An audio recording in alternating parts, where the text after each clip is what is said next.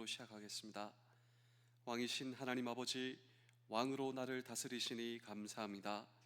무엇 하나 부족할 것 없는 하나님께서 나를 사랑하셔서 왕의 자리를 버리고 이 땅에 오심에 감사드립니다. 주님의 십자가 지심이 나를 위한 것임을 고백합니다. 이 고백이 나를 살릴 것입니다. 주님의 고난을 기억하며 하루하루 하나님과 가까워지게 하시고 잠깐 슬픈 감정만 품는 것이 아니라 주님이 왜 오셨는지, 나는 이 사실을 어떻게 받아들여야 하는지 온전히 묵상하는 하루 되기를 원합니다. 주님께서 받으신 고난이 나에게는 소망이 됨을 고백합니다. 주님의 죽으심이 나를 살리심을 감사하며 예수님의 이름으로 기도합니다. 아멘. 찬송가 270장 1절 2절을 찬양하겠습니다.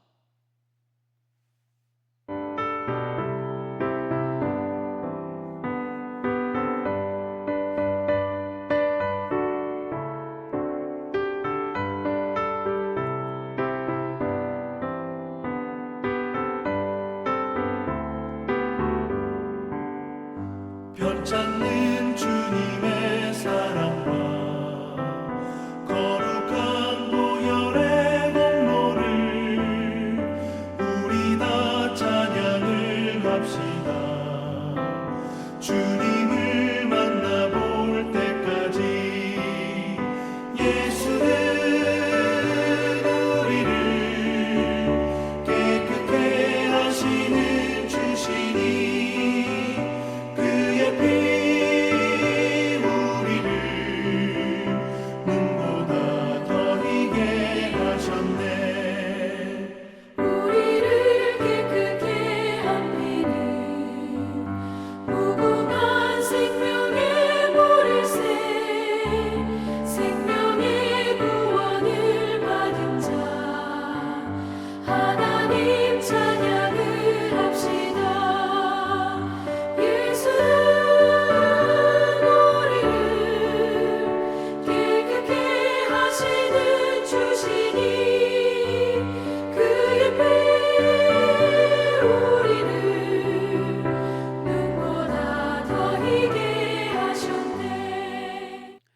에베소서 4장 2절입니다. 모든 겸손과 온유로 하고 오래 참음으로 사랑 가운데서 서로 용납하고. 아멘. 성 어거스틴의 유명한 경구, 그 경구 가운데 이것이 있습니다. 본질적인 것의 일치를, 비본질적인 것의 관용을, 모든 것을 사랑으로. 다시 한번 읽어드리겠습니다. 본질적인 것의 일치를, 비본질적인 것의 관용을, 모든 것을 사랑으로. 우리 주변에서 일어나는 대개의 갈등의 문제를 한번 떠올려 보실까요? 그리고 우리 가운데 서로 부조화를 일으키는 어떠한 사건과 일을 볼 때 사실 이 본질적인 것으로 다투는 것이 아니라 그저 그렇고 그런 문제, 비본질적인 문제다라고 하는 것입니다. 이것이 다툼과 불화의 원인이 된다라고 하는 것이죠. 따라서 우리의 신앙의 실천과 적용에 있어서 오늘 살아가는 그리스도인들에게 가장 필요한 최고의 덕목을 오늘 성경은 우리에게 말씀하고 있습니다. 그런 의미로 우리 에베소서 4장 2절을 읽겠습니다. 모든 겸손과 온유로 하고 오래 참음으로 사랑 가운데서 서로 용납하고. 자, 이 용납이라고 하는 단어를 성경 원어 히라보에 보시면 아네코마이라고 합니다. 한번 따라해 보실까요? 아네코마이. 이 아네코마이가 용납이라고 하는 이 성경의 뜻입니다. 원래 이 뜻은 참는다. 흔히 이 용납은 내가 참는다. 그런데 성경은 여기서 끝나지 않습니다. 성경이 오늘 저와 여러분들에게 용납하라, 이것은 참는다를 넘어서 상대방을 이해하고 수용하고 지지하는 데까지 나아가는 것, 이것이 바로 용납이다.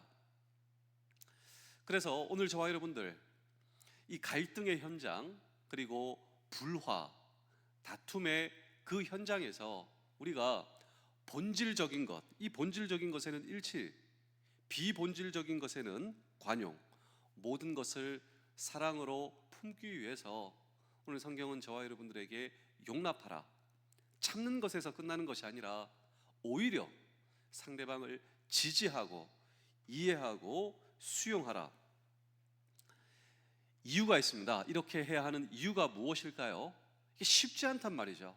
오늘 이 시대 그렇게 해야 하는 이유는 아주 당위성이 있습니다. 예수 그리스도께서 오늘 저와 여러분들을 용납해 주셨습니다. 우리는 원래 하나님 앞에서 심판받는 존재이지만, 죄의 결과를 받아야 하는 존재이지만, 예수 그리스도께서 오늘 저와 여러분들을 용납해 주셨습니다. 참는 것에서 더 나아가 오늘 저와 여러분들을 수용해 주시고 이해해 주시고, 예수 그리스도는 어떤 분이신 줄 아십니까?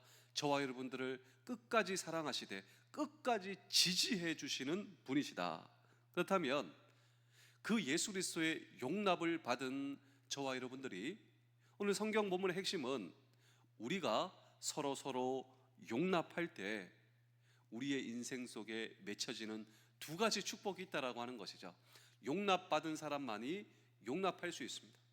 그런데 그 예수 그리스도의 용납을 기억하며 우리의 삶의 현장에서 용납하는 삶을 살 때 성경은 우리의 삶 속에서 경험하는 두 가지 축복이 있다. 그렇다면 이 두 가지 축복의 정체는 무엇인가? 라고 하는 질문을 오늘도 우리는 이 성경 본문 속에 던지고 함께 주의 음성을 들을 때, 첫 번째로 공동체를 세우는 축복, 이 축복을 저와 여러분들이 경험하신다라고 하는 것입니다.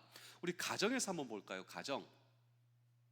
멀리 갈 필요 없이 우리 가정의 구성원들은 부부, 그리고 부자, 그리고 자식들이 있죠.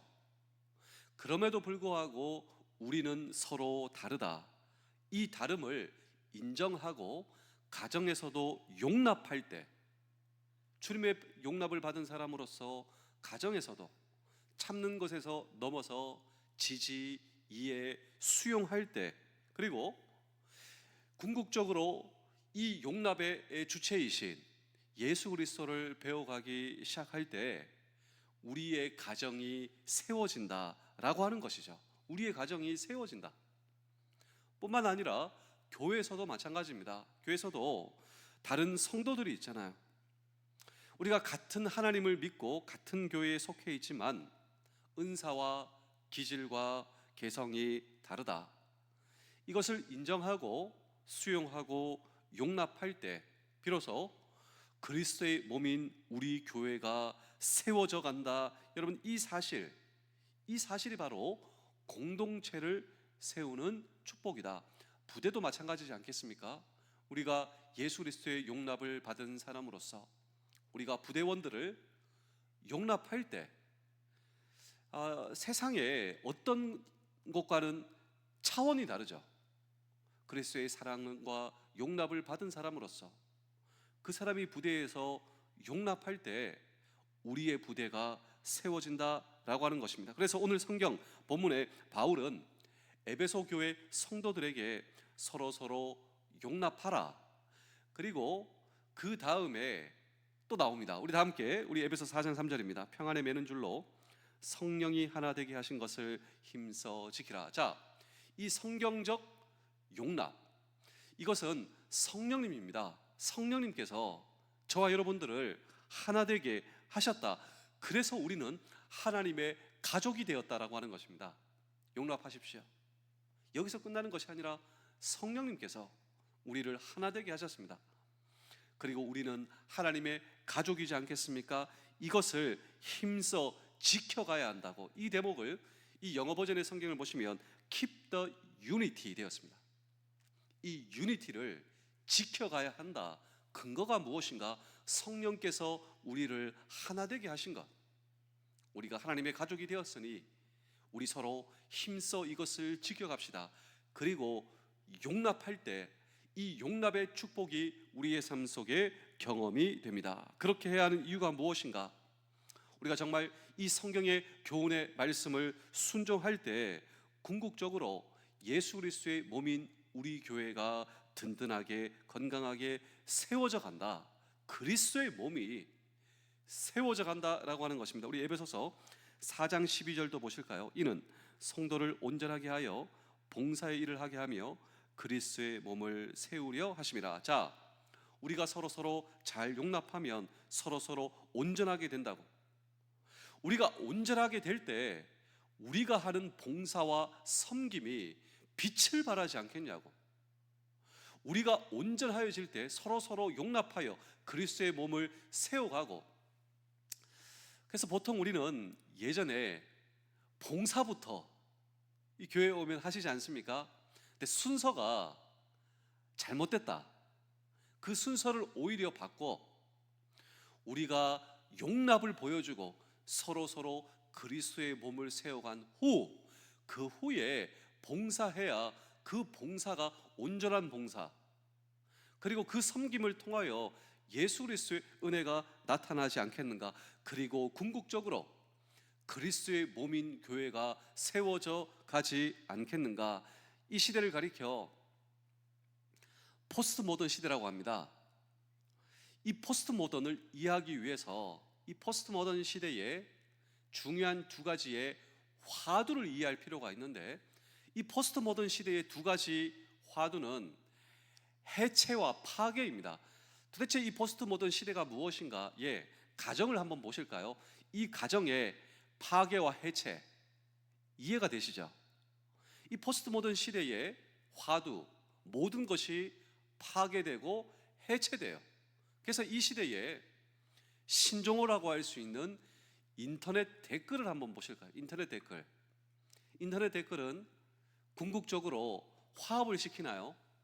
단결을 시키나요? 그렇지 않습니다.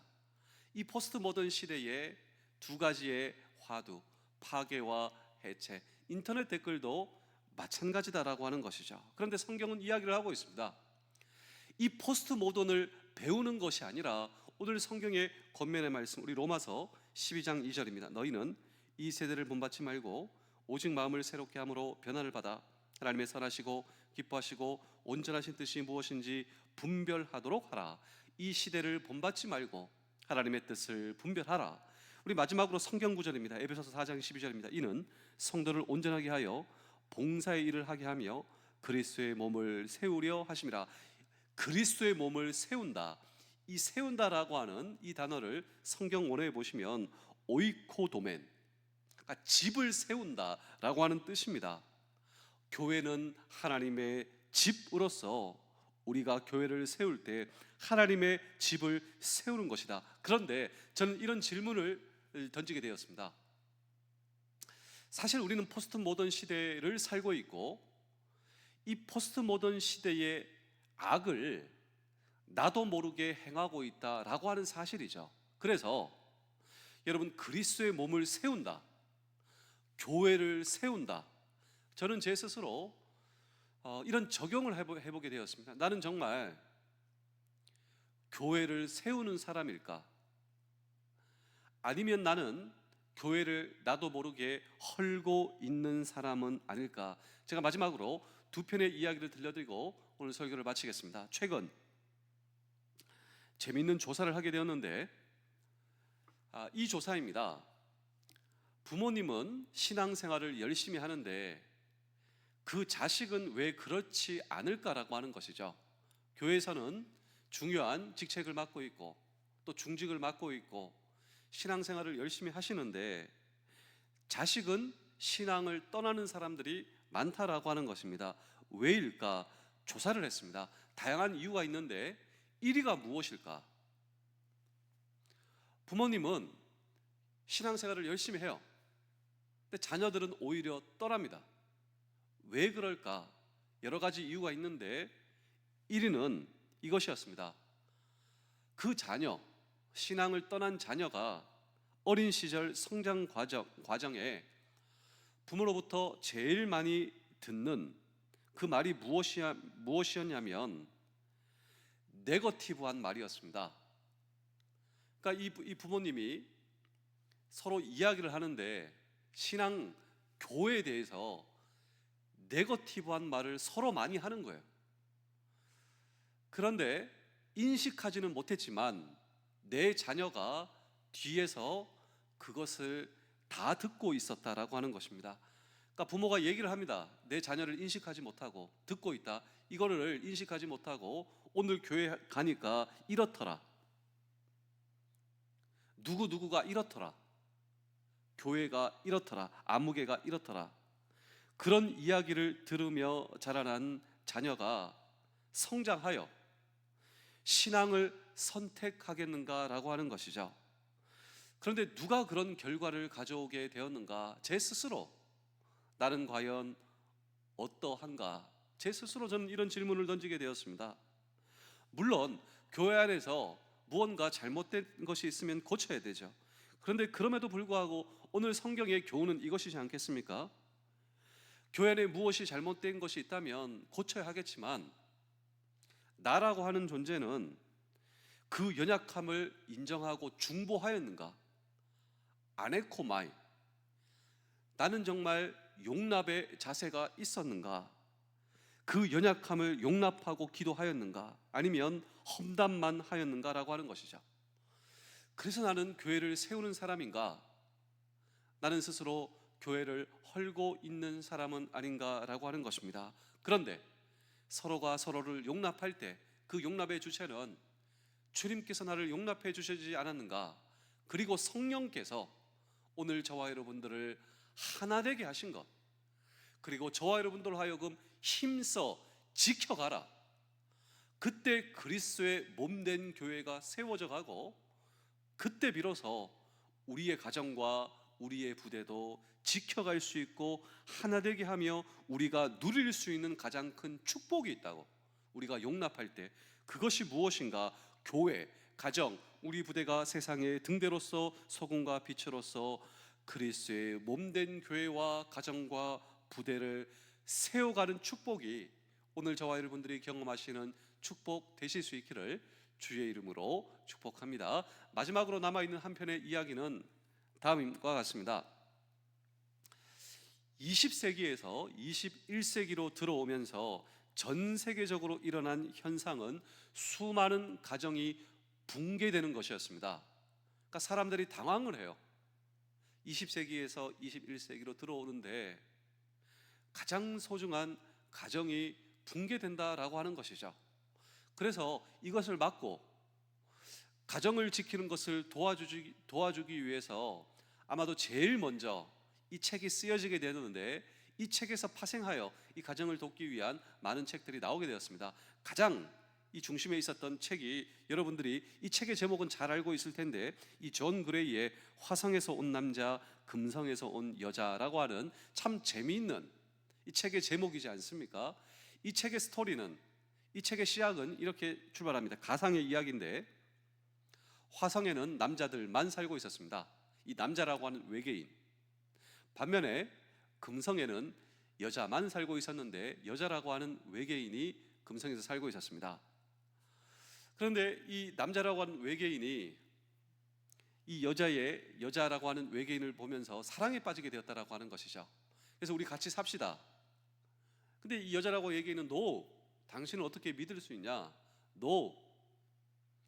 그래서 하나의 묘안을 내게 되었는데, 그러면 우리 중립지역, 이 화성과 금성 사이에 지구에서 살자라고 하는 제안을 내게 됐는데, 이 제안을 듣고 여자가 오케이.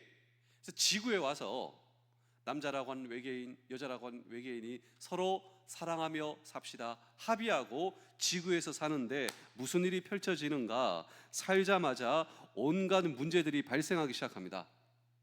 이유가 무엇인가? 왜 갈등이 일어나는가? 사랑하며 살기로 하지 않았냐고, 합의하지 않았냐고. 서로 이해하고 서로 우리가 그렇게 살기로 했는데 왜 살자마자 문제가 일어나냐면, 이유는 그들이 서로 다른 별에서 온 외계인이다라고 하는 사실을 망각했기 때문이다라고 하는 것이죠. 다른 것에 이유가 있는 것이 아니라 자기 같은 방식으로 왜 상대방이 생각하지 못하느냐, 나와 같은 방법으로 왜 너는 느끼지 못하느냐, 나와 같은 방법으로 왜 너는 행동하지 않느냐, 이것을 기대했기 때문이다라고 하는 것입니다. 제가 이 책의 일부를 여러분께 한번 읽어드리겠습니다. 그는 신뢰를 요구하지만 그는 관심을 요구합니다. 그는 인정을 필요로 하지만 그녀는 이해를 요구합니다. 그는 감사를 필요로 하지만 그녀는 존중을 요구합니다. 그가 동의를 필요로 하지만 그녀는 공감을 요구합니다. 그에게 중요한 것은 목표이지만 그녀는 과정을 요구합니다. 그러니까 남자라고 하는 외계인, 여자라고 하는 외계인이 같은 것을 봐도, 같은 것을 경험하도 전혀 다르게 해석하고 이해하고 생각한다. 자기 중심적으로 생각을 하고 상대방에게 요구한다. 이 책은 계속해서 전달하고 있습니다. 가장 중요한 메시지, 남자와 여자는 다르다. 따라서 이 모든 해결책은 누가 옳고 그른가를 따짐으로 문제 해결이 절대로 되지 않는다. 누가 옳고 그름을 따짐으로 문제 해결이 되지 않는다. 그러므로 문제 해결이란 남녀가 서로 다르다. 이 다름을 서로 용납할 때 가정, 그리고 부대, 교회 모든 삶의 터전에서 차이점이 있습니다. 이 책의 중심점과 성경이 우리에게 말씀하시는 한 걸음 더 나아가 용납, 아네코마이, 주님께서 우리를 용납해 주셨습니다. 원래 우리는 그런 존재가 아니거든요. 주님께서 자신의 모든 피를 흘려주시고 희생하여 주시고 목숨을 주시고 하나님께서 우리를 용서해 주시고 궁극적으로 하나님께서 우리를 용납해 주셨습니다. 우리를 참아주시고 용서하여 주셨을 뿐만 아니라 하나님께서 우리를 자녀 삼아 주시고 지지해 주시고 수용해 주시고 우리를 인정해 주시고 우리를 자녀 삼아 주신 예수 그리스도 하나님 아버지의 용납을 받은 사람으로서 나를 불러주신 가정과 교회와 부대와 사업의 터전에서 우리가 서로 용납할 때 성령님께서 역사하여 주시고 우리 하나 만들어 주십니다. 그리고 그 가운데서 우리는 놀라운 축복을 경험합니다. 그리고 저와 여러분들이 이 말씀에 순종하여 여러분 우리가 한 스텝 한 스텝 걸어갈 때 힘써 지켜갈 때 하나님께서 그런 저와 여러분들을 보시고 기뻐하시며 여러분 이 포스트 모던 시대의 파괴와 해체를 막는 사람, 시대를 거스르는 사람, 그리고 오늘 이 시대가 정말로 필요로 하는 사람, 그 사람이 오늘 저와 여러분 되실 수 있기를 주의 이름으로 축복합니다. 기도하겠습니다. 주님께서 나를 위해 죽으심으로 내가 살아났듯이 주님의 고난이 나에게 소망이 되듯이 때로 내가 겪는 고난이 누군가의 소망이 되게 하시고 나의 부족함과 욕심 때문에 누군가가 고난받는 삶이 아니라 누군가에게 소망을 주는 십자가를 닮은 삶이 되게 하여 주시옵소서. 오늘도 고난을 묵상하여 소망을 가집니다. 주님의 십자가에서 나의 소망을 봅니다. 이 소망을 품고 다른 이를 위한 고난의 계단을 걸어갈 용기를 허락하여 주시오며 왕으로 죽으러 오신 예수 그리스도의 이름으로 기도하옵나이다. 아멘.